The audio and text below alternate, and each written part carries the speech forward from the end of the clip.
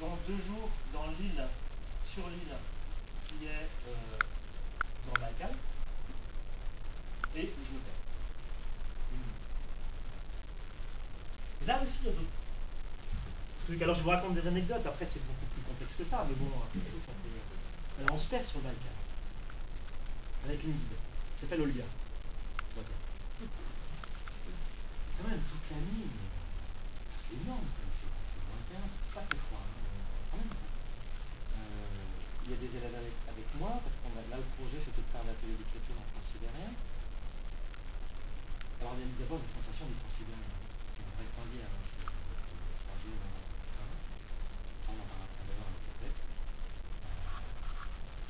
Quand vous en avez compris, c'est impossible de boulot, vous allez arrêter de me compter.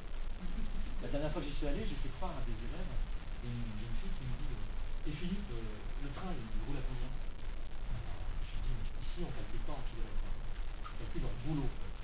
Pendant un quart d'heure, tu comptes le nombre de boulots. Et puis après, quand on aura compté le nombre de boulots, on multipliera par 4.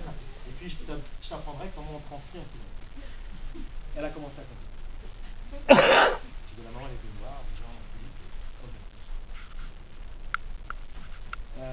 donc, il y a d'abord cette sensation. Puis après, sur le Baïkal, le lendemain matin, donc on arrive quand même, on se retrouve. Et on arrive là où on devait loger à 6 ou 7 heures du matin. Quelqu'un, un francophone, vous accueille. On a des chambres qui sont très modernes, qui vous donnent de la soupe, de l'eau moule, des crêpes, pour savoir ce qu'on fait. Et puis tout le monde va se coucher. Et moi j'étais tellement tendu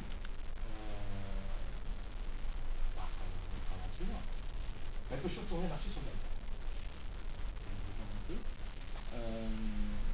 J'y ai vu le soleil couchant, le soleil levant. Et puis, au bout de 2 heures de marche encore sur le Baïkal, je suis revenu. Dans tous les endroits en Russie, vous avez un